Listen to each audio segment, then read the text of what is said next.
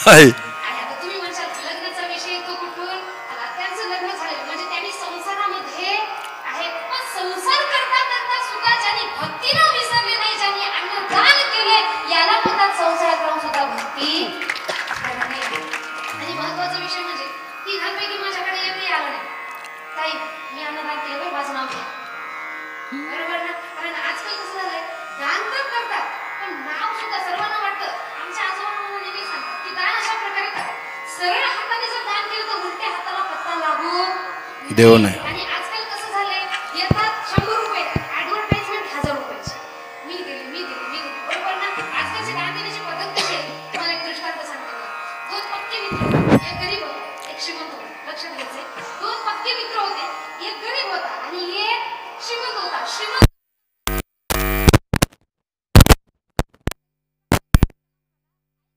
आपण माझ्या सासरवाडीला जाऊया. तो म्हणाला तुझ्या सासरवाडीला जायचं ठीक आहे, पण बाबा मी गरीब, माझ्याकडे घालायला ढिलाचे कपडे नाहीत. तुझी सासरवाडी मोठं लोक, तू मोठं लोक, तिथं मी गरीबासारखा मला चांगलं वाटणार नाही, म्हणून तू मी येणार नाही. यावर तो श्रीमंत मित्र म्हणाला रे बाबा तुझी कपड्याची साईज माझ्या कपड्याची साईज एक काय कर, माझ्याकडे 9 कपडे तो काय मी तो घातला नाही, तू काय करतो घाल. आता याला पटलं, त्याने त्या आपल्या मित्राचा कपडा घातला. दोघं मिळून कुठे गेले? तुमच्या लाडक्या बहीण योजनेची अकाउंटची शपथ आहे बोल. शांत बसायचं, शांत बसले तेव्हा करून तुमच्या लाडक्या बहीण अकाउंटचे पैसे माझ्याच अकाउंटला येईल. शांत बसायचं, भोगी होण्यामध्ये उत्तर देत चालायचं. मी 2 वेळेस घेतलं तेच सांगते, तरी तुम्हाला तेच सांगू का पुन्हा पुन्हा पासून पुढे जायचं की नाही तुम्हाला? मान हलवायचं काम कोणाचं असते? नंदी बैलायचं. आपण कोण? दिवसाला मान हलवायच्या नाही. सांगा कुठं होतो आपण? मित्राने कुणाचा कपडा घातला? श्रीमंत मित्राचा कपडा घातला. दोघं कुठे चालले? सासरवाडीला. आता सासरवाडीला गेले, लवकर माझ्या प्रश्नाची उत्तर देत जायची. दोघं जण सासरवाडीला गेले. मला सांगा आपला जवळ घरी आला, त्याच्यासोबत जर नवीन पाहुणा आला तर आपण प्रश्न काय विचारतो? कोण पाहुणा आहे? बरोबर ना? त्यांनी पहिला प्रश्न विचारला, अरे जावई बापू या ना, बसा ना. आणि दुसरा प्रश्न लगेच विचारला, हा पाहुणा कोण? हा माझा मित्र आहे, त्याच्याकडे घालायला कपडे नव्हते, मी कपडे दिले त्याला इथं घेऊन आलो. आता तो गरीब मित्र म्हणाला, बाबा तुला दाखवायचं होतं तर मला दिले कशाला? मी चालू, मी तुझ्यासोबत थांबत नाही. आता तो म्हणाला, श्रीमंत मित्र म्हणाला, थांब राघव एकदाच माझं चुकलं, आता मी पुन्हा काही सांगत नाही. चला आपण शेजाऱ्याच्या इथे चहा प्यायला जाऊ. बोलवलं ना शेजारी चहा प्यायला, शेजाऱ्याच्या इथे गेला चहा पिण्यासाठी. तिथेही हाच प्रश्न विचारला, काय का हो जावई बापू हा सोबतचा पाहुणा? यानं पुन्हा उत्तर दिलं, बघा तो माझा मित्र आहे, पण त्याने घातलेले कपडे त्याच्याच आहेत बरं माझे. तुला द्यायचं एवढं सांगायचं होतं तर तुला दिलं कशाला? आता तर मी अजिबातच थांबत नाही. तो म्हणाला ठीक आहे, आता मी पुढं काहीच बोलत नाही, एकदाच मला माफ कर. तिसऱ्या घरी शेजाऱ्याच्या घरी गेला आणि तिसऱ्या घरी सुद्धा शेजाऱ्याने प्रश्न विचारला, का हो जावई बाबू हा नवीन पाहुणा? आता यानं उत्तर दिलं, तो कोण त्यालाच विचारा, आणि त्यानं घातलेला ड्रेस कोणाचा तोही त्यालाच. म्हणजे सहज लक्षात येते माणसाचे की ड्रेस बद्दल बोलायला म्हणजे त्यामध्ये काहीतरी डाल में कुछ तो काला आहे. अशा प्रकारे आजकाल लोक धांतर करतात, पण मी केलं हे म्हणाला कधीच मागं येत नाही. त्यामध्ये एवढं सारं अन्नदान त्यांनी सर्वांनी केलेलं आहे. एकादशीच्या दिवशी अन्नदान केलंय म्हणजे प्रत्येकाच्या पोटाला काहीतरी 4 घास खायला मिळाले आणि याचं पुण्य हे त्यांना लाभतं. म्हणून संसारामध्ये राहायचं काहीच हरकत नाही, पण ते करताना हे दान पुण्य भक्ती करायला कधीच विसरायची नाही. कारण संसारामध्ये आल्यानंतर आपण पैसा कमावतो, नाव कमावतो, इज्जत कमावतो. हे कुणासाठी? समाजासाठी. इज्जत कमावली, नाव असावं, मोठेपणा, याच्यासाठी पैसा कमावला. कुणासाठी? येणाऱ्या पिढीसाठी. मग स्वतःसाठी काय? तर हे जे दान पुण्य आपण करतोय हे सगळं कुणासाठी? आपल्यासाठी, स्वतःसाठी करायचं असं. म्हणून महाराज म्हणतात इथं आल्यानंतर भक्ती फार अवघड नाही. तुम्ही घर बसल्या कामामध्ये काम काही म्हणा, राम राम, जे वेळ भेटला तिथं तुम्ही देवाचं नाम घ्या. एवढी सोपी भक्ती आहे. विठ्ठल विठ्ठल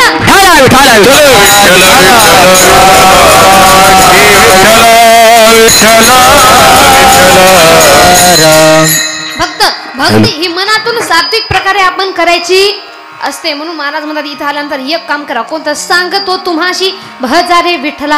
आता भजारे विठ्ठला म्हणजे बाकीच्या देवाला सोडून द्यायचं, फक्त विठ्ठलाला भजायचं का? नाही. इथं म्हणतात सूर्यप्रकाशक सहस्र रश्मी. दिसताना सूर्य हा एक आहे, मग त्याची किरण वेगवेगळ्या ठिकाणी वेगवेगळ्या जिल्ह्यामध्ये वेगवेगळी दिसत असतात. अशा प्रकारे दिसताना भगवंत हे वेगवेगळे आपल्याला दिसतात, पण सगळे कोण आहेत? एकच आहेत. म्हणून देवामध्ये भेदाभेद भ्रम अमंगळ त्यांच्यामध्ये भेदाभेद करायची नसते.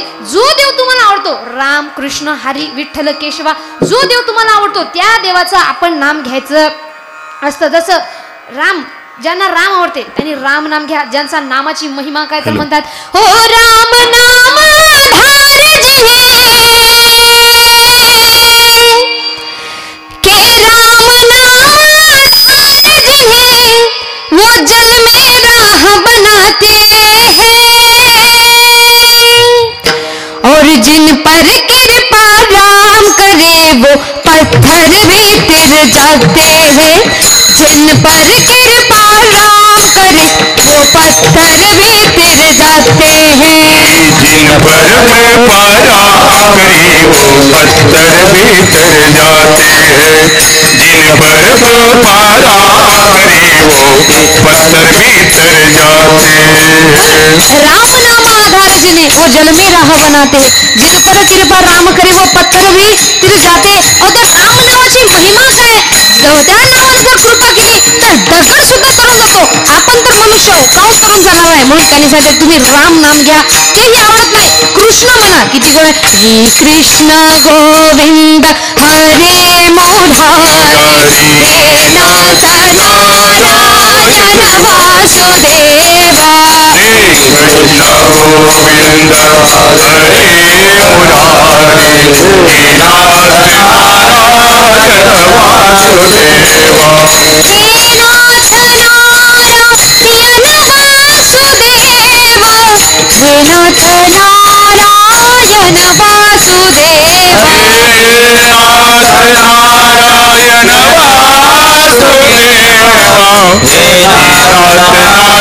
वासुदेवा. कृष्ण गोविंद हरे मुरारी हे नाथ नारायण वासुदेवा.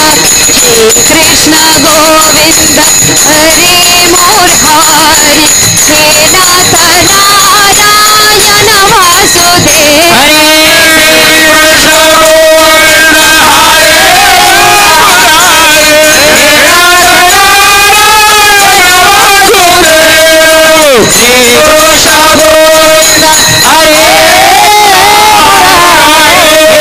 नारायण वासुदेवा. राम आवडत नाही, कृष्ण म्हणा. कृष्ण आवडत नाही, हरी म्हणा. किती गोड नाम आहे. सर्वांनी मिळून राहायचंय. ओम नमः शिवाय, ओम नमः शिवाय. हातवर हर हर भोले नमः शिवाय. ओम नमः शिवाय. हा आवाज मोठा.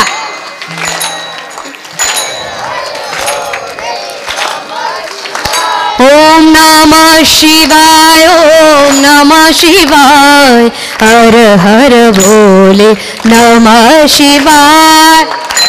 नमः शिवाय. नमः शिवाय. वाह. जटाधराय शिव जटाधराय.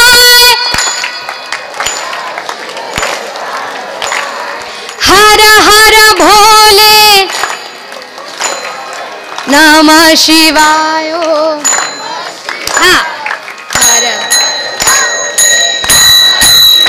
ओम नमः शिवाय, ओम नमः शिवाय. हर हर भोले नमः शिवाय. ओम नमः शिवाय,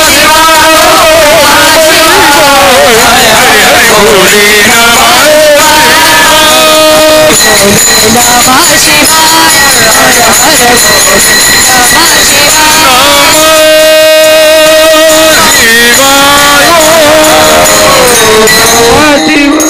वा वा वा. स्वर्गासाठी जोरदार टाळ्या वाजवा. तुमची त्यांची काही भांडण आहे का? टाळ्या थोड्या मोठ्यानं वाजवा.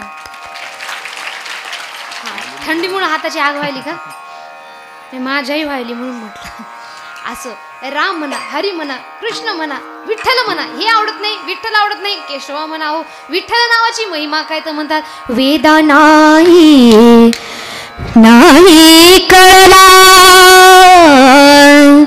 अंत पार याचा कानडा राजा पंढरीचा कानडा राजा पंढरीचा कानडा राजा पंढरीचा कानडा राजा पंढरीचा कानडा राजा पंढरीचा कानडा राजा पंढरीचा हानाम्याची खीर साखतो चोखोबाची गुरे राखितो हानाम्याची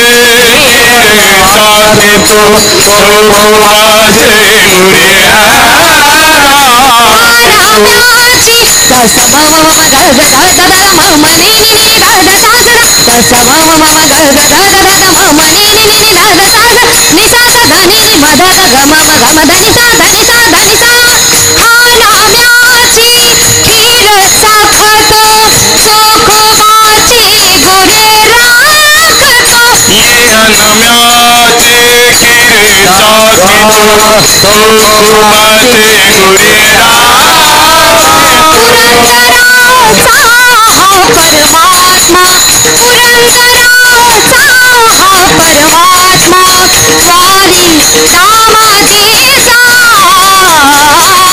कानडा राजा पंढरीचा कानडा राजा पंढरीचा कानडा राजा पंढरीचा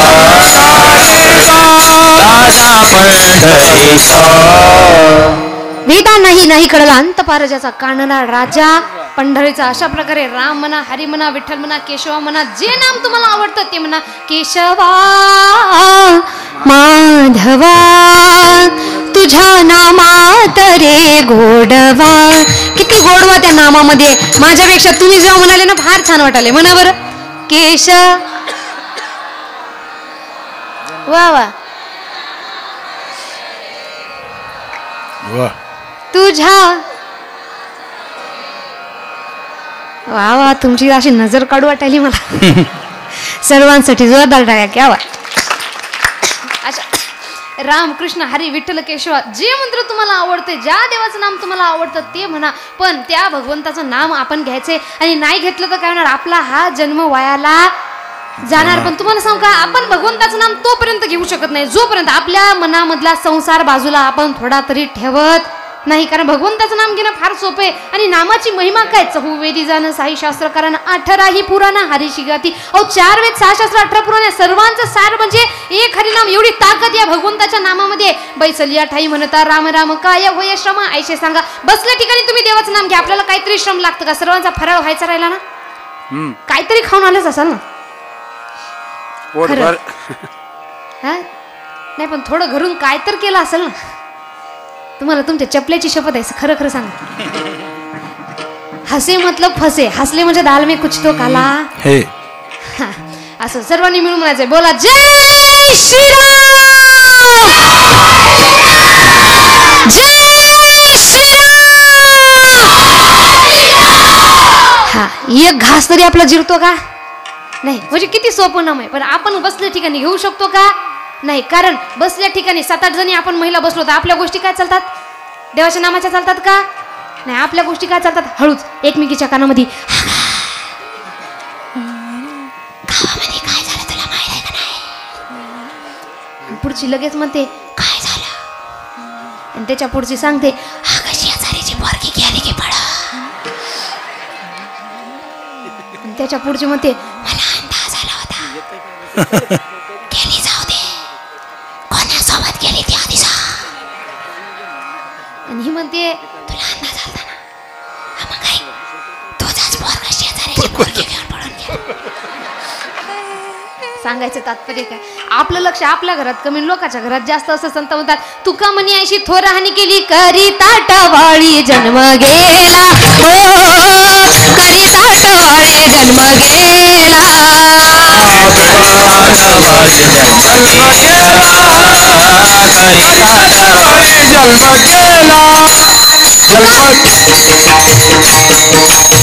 तुका म्हणे अशी तो रान केली करिता टवळी जन्म गेला. याची त्याची टिंगल टवळा करण्यामध्ये आपण आपला अख्खा आयुष्य बर्बाद करतोय. पण देवाचं नाम घर बसल्या घेत नाही. म्हणून महाराज म्हणतात जोपर्यंत हा संसार डोक्यातून निघत नाही ना तोपर्यंत आपण भक्ती मार्गाला लागू शकत नाही. म्हणून या संसाराला थोडंसं बाजूला आपण सारायला पाहिजे. म्हणून सांगितलं की सांगतो तुम्हाशी भजा रे विठ्ठला. म्हणून त्या भगवंताला भजा. आणि नाही भजत काय होणार आपला हा जन्म वायाला जाणार. कारण भगवंताची भक्ती नाही केली तो व्यक्ती याच्या त्याच्या कड्याकुड्या करायच्या मार्गाला लागतो. आणि एवढं सांगून एखादा जर व्यक्ती म्हणत असेल मी ऐकत नाही मी तरी सुद्धा भक्ती करत नाही त्याच्यासाठी संत म्हणतात हे जरी ना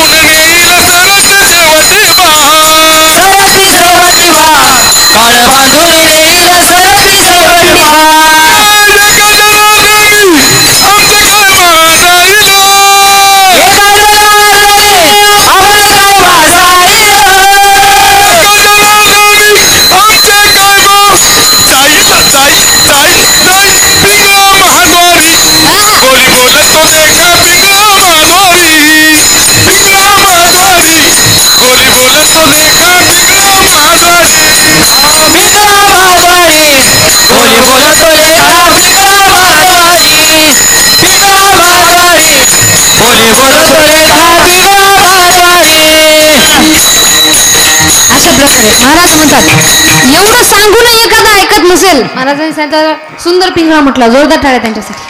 हे जरी नाही ऐकालं तरी दुसरं येईल सरते शेवटी या कळ बांधून नीर एका जनार्दनी आमुचे काय बा जाईल.